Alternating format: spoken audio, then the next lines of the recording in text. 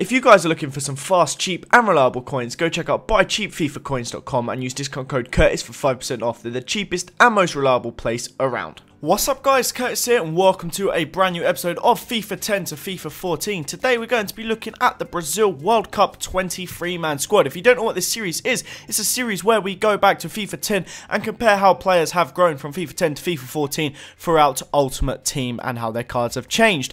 A couple quick things before we get into it. Firstly, this one will be the goalkeepers and defenders. Next episode will be midfielders and attackers, so keep your eyes peeled for that. Secondly, if we could hit 500 likes on this, guys, that'd be absolutely fantastic. So, first up, we have Julio Cesar. Now, he has declined quite a bit in terms of his Ultimate Team rated. Started off as a 91 at Inter Milan. Went down to an 87 because a lot of the FIFA 10 cards were slightly overinflated. But he went down to an 87. Then he went down to an 85 in his last season at Inter Milan. Came to QPR. Actually, in my opinion, was really good. He was one of the best away goalies I ever saw come to the Emirates. Looked fantastic all season for QPR, despite them having an interesting time. And then, obviously, he's moved on loan to Toronto. So, he's gone down quite a bit.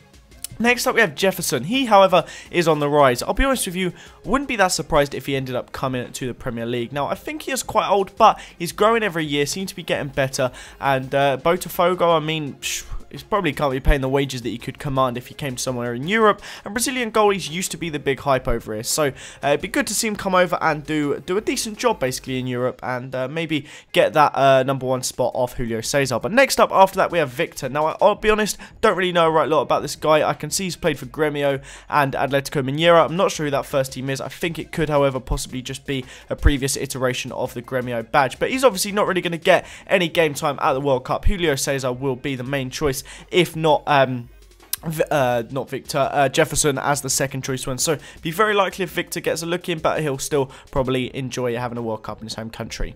Next up, we have Marcelo, most likely going to be the starting left back, especially considering Felipe Luis is not even in the... He might be in the standby list, but he's not in the 23-man squad, that's for sure. Something I did not know, however, was that he started off as a left mid at Real Madrid. I thought it was a little bit interesting. Then came back, obviously, left wing back, and now plays left back primarily. Was fantastic in the Champions League final when he came on, completely changed the game. And yeah, he's another one that seems to be getting better and better every single year, and I bet he's excited for this World Cup. Next up, we have Dani Alves. Once again, this guy will most likely be the starting right back. It'll be a close between him and Maicon, but I'd imagine Dani Alves will pip him to the post. However, he is a very, very solid attacking right back, of course, as I'm sure you guys all know, which is very, very suited to the Brazil player style, so you would expect him to be involved. His ratings, however, have gone down. Well, they've basically stayed the same, because the first year is higher than all of them, and then only FIFA 12 was higher than the rest.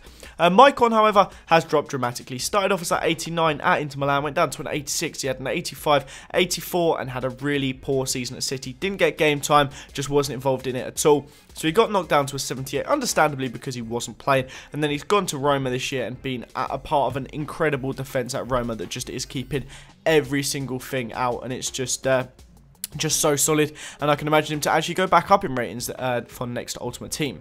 Next up, we have Maxwell, another one, again, that probably won't be actually involved in the squad. He's kind of just floated around the same sort of ratings. He started off as an 81 whilst he was at Barca, had the 79 at Barca, and then he sat at 77 for the 3 years he's been playing at PSG. Like I said, I won't really expect to see him involved in the team that much. Marcelo's obviously going to be ahead of him on the left back position, but maybe if they need someone that could be a bit more conservative and hold back, perhaps in a game, then you never know, maybe Maxwell will get the call, but I highly doubt it.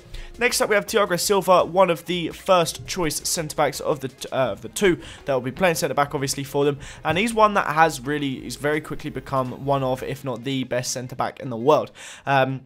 Started off as an 80 rated in FIFA 10 at AC Milan, obviously went up to an 84, then to an 87, and then was part of the big deal where him and Ibra both went to PSG. He's had 87 rating for 2 years now, and has been absolutely astonishing whilst over there and just set the world on fire.